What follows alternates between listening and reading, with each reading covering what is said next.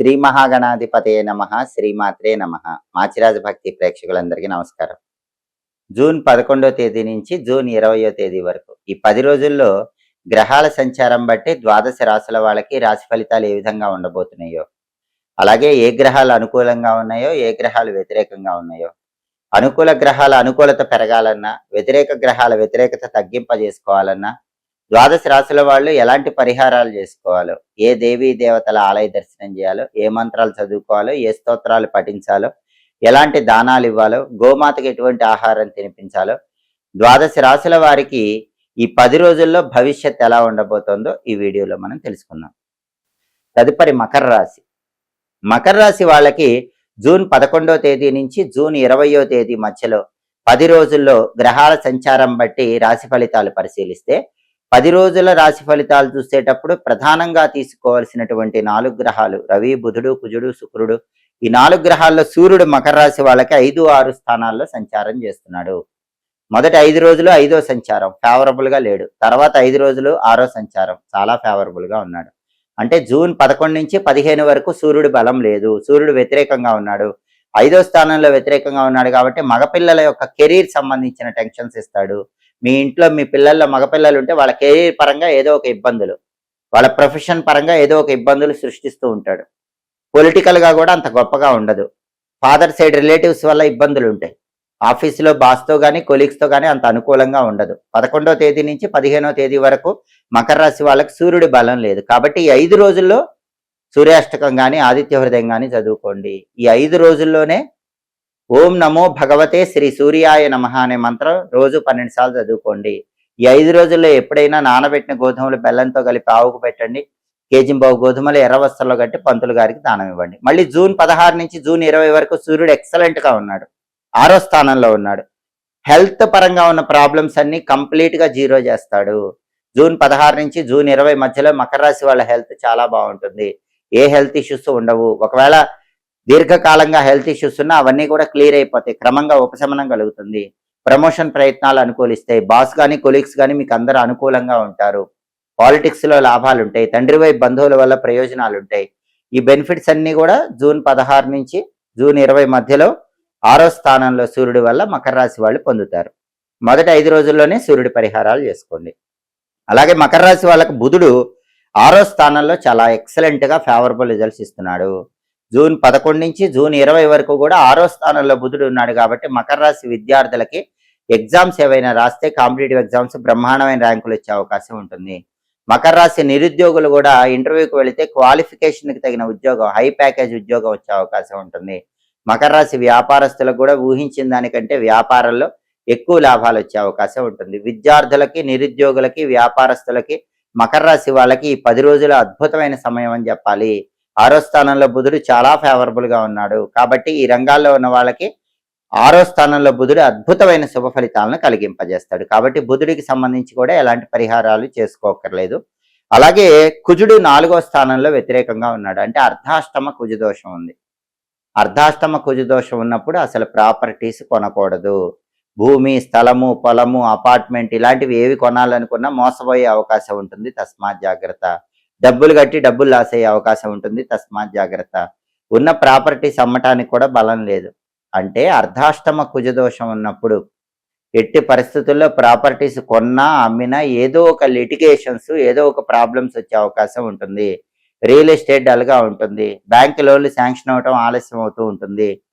అలాగే అప్పులు క్లియర్ చేయటం ఆలస్యం అవుతుంది. బ్రదర్స్తో కూడా జాగ్రత్తగా ఉండాలి. బ్రదర్స్తో కానీ సిస్టర్స్తో కానీ అర్ధాష్టమ కుజ దోషం ఉంది. కాబట్టి మకర రాశి వాళ్ళకి ఈ 10 రోజుల్లో డిస్ప్యూట్స్ వచ్చే అవకాశం ఉంది. వాళ్ళతో కొంచెం కేర్ఫుల్గా మాట్లాడాలి.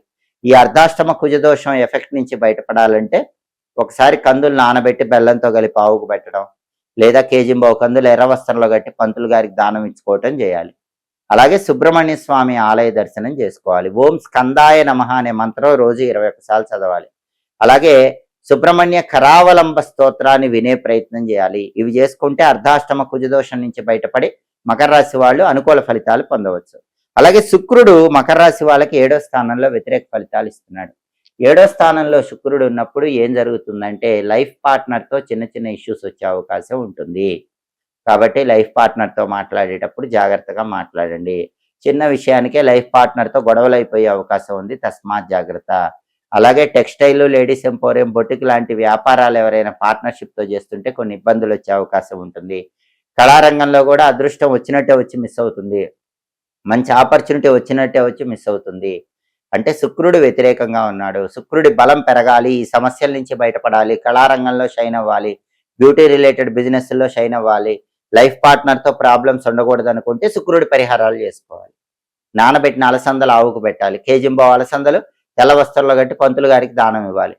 శ్రీమాత్రే నమః మంత్రం రోజు 21 సార్లు చదువుకోవాలి. లలితా సహస్రనామ స్తోత్రం వినాలి. అప్పుడు శుక్రుడు ఇచ్చే వ్యతిరేక ఫలితాల నుంచి బయటపడి అనుకూల ఫలితాలు పొందవచ్చు. కాబట్టి మకర రాశి వాళ్ళకి ప్రధానంగా సూర్యుడు, బుధుడు, కుజుడు, శుక్రుడు ఈ 4 గ్రహాలలో బుధుడు ఎక్సలెంట్గా ఫేవరబుల్గా ఉన్నాడు.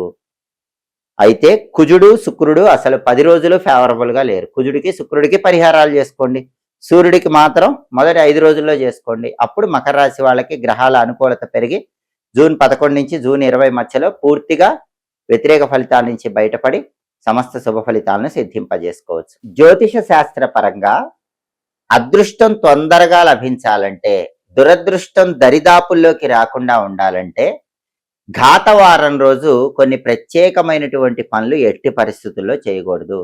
కొన్ని ప్రత్యేకమైన పనులు ఘాతవారం రోజు నిర్వహించుకున్న ఎలాంటి ఇబ్బంది ఉండదు. 12 రాశుల వారికి ఒక్కొక్క రాశి వాళ్ళకి ఒక్కొక్క ఘాతవారం అని జ్యోతిష శాస్త్రంలో చెప్పారు. ఘాతవారం రోజు ఏం చెయ్యకూడదో జ్యోతిష శాస్త్ర గ్రంథాల్లో చెప్పారు. ఘాతవారం రోజు ఎట్టి పరిస్థితుల్లో ప్రయాణాలు చెయ్యకూడదు. ఘాతవారం రోజు ఒక పని మీద బయలుదేరి ప్రయాణం చేస్తే ఆ పని అవ్వదు, ప్రయాణాల పరంగా వ్యతిరేక ఫలితాలు వస్తాయి. ఘాతవారం రోజు వ్యవసాయ సంబంధమైన పనులేవి ప్రారంభించకూడదు. బావులు తవ్వటం, చెరువులు తవ్వటం, కాలువలు తవ్వటం, బోరింగులు వేయించుకోవటం ఇలాంటివి ఏవి కూడా ఎవరైనా సరే వాళ్ళ రాశికి ఘాతవారం ఉన్న రోజు చేసుకోకూడదు. కొత్తగా వ్యాపారాలు ప్రారంభించాలనుకునే వాళ్ళు ఘాతవారం రోజు కొత్తగా వ్యాపారాలు ఎట్టి పరిస్థితుల్లో ప్రారంభించకూడదు. వ్యాపార సంబంధమైన విషయాలు, వ్యవసాయ సంబంధమైన విషయాలు, ప్రయాణానికి సంబంధించినవేవి కూడా ఘాతవారం రోజు చెయ్యకూడదు అని జ్యోతిష శాస్త్ర గ్రంథాల్లో చెప్పడం జరిగింది. తీర్థయాత్ర లాంటివి కూడా ఘాతవారాల్లో ప్రారంభించకుండా ఉండటమే మంచిది. అలాగే చాలా మంది తెలియక బ్రహ్మాండమైన ముహూర్తం పెట్టుకుని గృహప్రవేశం ఘాతవారం రోజు చేస్తారు. గృహప్రవేశం ఘాతవారం రోజు చేస్తే ఆ ఇంట్లో ఎక్కువ కాలం ఉండరు, తొందరలోనే ఖాళీ చేయటమో అమ్ముకోవటమో జరుగుతుంది. ఘాతవారం రోజు గృహప్రవేశం చేయకూడదు. మరి ఘాతవారం రోజు ఏం చేసుకోవచ్చు? పెళ్లి చేసుకోవచ్చు. మీకు పెళ్లి ఘాతవారం రోజు జరిగినా ఇబ్బంది లేదు. ఉపనయనం, ఒడుగు చేసుకోవచ్చు, యజ్ఞయాగాదులు, హోమాలు చేసుకోవచ్చు. అలాగే పట్టాభిషేకం చేసుకోవచ్చు. పట్టాభిషేకం అంటే పూర్వకాలంలో రాజులకు చేసేవాళ్ళు. ఆధునిక కాలంలో అయితే ఉద్యోగంలో మీకు ఒక అధికార పదవి హోదా ఇవ్వాలనుకుని ఆ అధికార పదవి హోదా ఇవ్వాలనుకున్నప్పుడు ఘాతవారం రోజు ఇచ్చినా దోషం ఉండదు. అలాగే ఆడవాళ్ళకి సీమంతం ఘాతవారం రోజు చేయొచ్చు, అందులో ఏ దోషము లేదు. కాబట్టి ఏవి చేయవచ్చో అవి చేయాలి, ఏవి చేయకూడదో అవి చేయకూడదు. ఘాతవారం అనేది ఒక్కొక్క రాశి వాళ్ళకి ఒక్కొక్క రోజుగా జ్యోతిష శాస్త్రంలో చెప్పారు. మేషరాశిలో జన్మించిన వాళ్ళకి ఆదివారం ఘాతవారం, వృషభ రాశి వాళ్ళకి శనివారం ఘాతవారం, మిథున రాశి వాళ్ళకి సోమవారం ఘాతవారం, కర్కాటక రాశి వాళ్ళకి బుధవారం ఘాతవారం, సింహరాశి వాళ్ళకి శనివారం ఘాతవారం, కన్యారాశి వాళ్ళకి శనివారం ఘాతవారం, తులారాశి వాళ్ళకి గురువారం ఘాతవారం. కాబట్టి మీ రాశికి ఘాతవారం అని ఎప్పుడైతే చెప్పారో ఆ వారం రోజు ఇప్పుడు చెప్పిన ఏ పనులు కూడా చేయకూడదు, కొన్ని ప్రత్యేకమైన పనులే చేసుకోవాలి. అదేవిధంగా వృశ్చిక రాశి వాళ్ళకి శుక్రవారం ఘాతవారం, ధనుస్సు రాశి వాళ్ళకి శుక్రవారం ఘాతవారం, మకర రాశి వాళ్ళకి మంగళవారం ఘాతవారం, కుంభరాశి వాళ్ళకి గురువారం ఘాతవారం, మీనరాశి వాళ్ళకి శుక్రవారం ఘాతవారం. 12 రాశుల వాళ్ళకి ఘాతవారం అని ఇలా జ్యోతిష శాస్త్రంలో చెప్పారు. ఘాతము అంటే దెబ్బ అని అర్థం. అందుకే ఘాతవారం రోజు ఎవరైనా ఎప్పుడైనా ప్రయాణాలు చేస్తే మాత్రం ఖచ్చితంగా ఆ ప్రయాణాల్లో ఇబ్బందులు వస్తాయి. దూర ప్రాంత ప్రయాణాలు కానీ తీర్థయాత్రలు కానీ ఘాతవారం రోజు ప్రారంభించకండి. అత్యవసరంగా ఘాతవారం రోజు ప్రయాణాలు చేయవలసి వస్తే మాత్రం అటువంటప్పుడు ఇష్టదైవాన్ని స్మరించుకొని ఏదైనా పదార్థాలు దానం ఇవ్వటము, కొద్దిగా పెరుగు నోట్లో వేసుకుని వెళ్ళటం, తేనె నోట్లో వేసుకుని వెళ్ళటం, ఇటువంటివి చేసి మాత్రమే ప్రయాణాలు నిర్వహించాలని జ్యోతిష శాస్త్ర గ్రంథాల్లో చెప్పడం జరిగింది.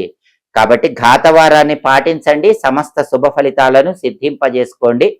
ఎప్పటికప్పుడు గ్రహాల సంచారాన్ని బట్టి దినఫలాలు, మాస ఫలాలు, 10 రోజుల ఫలితాలు, సంవత్సర ఫలితాలు వీటన్నిటినీ తెలుసుకోవాలన్నా, గ్రహాల సంచారంలో వచ్చే మార్పును బట్టి ఒక్కొక్క గ్రహం ఖగోళంలో మారినప్పుడు అది ద్వాదశ రాశుల మీద ఎలాంటి ప్రభావాన్ని చూపిస్తుందో తెలుసుకోవాలనుకున్నా మాచిరాజ్ భక్తి ఛానల్ తప్పకుండా చూడండి. మా వీడియోస్ మీకు నచ్చినట్లయితే మా ఛానల్ లైక్ చేయండి, కామెంట్ చేయండి. మా ఛానల్ వీడియోస్ 10 మంది మిత్రులకు షేర్ చేయండి. మా ఛానల్ సబ్స్క్రైబ్ చేసుకోండి. పక్కనున్న బెల్ సింబల్ ఒకటి మాత్రం మర్చిపోకండి. సర్వే జనాః సుఖినో భవంతు. స్వస్తి.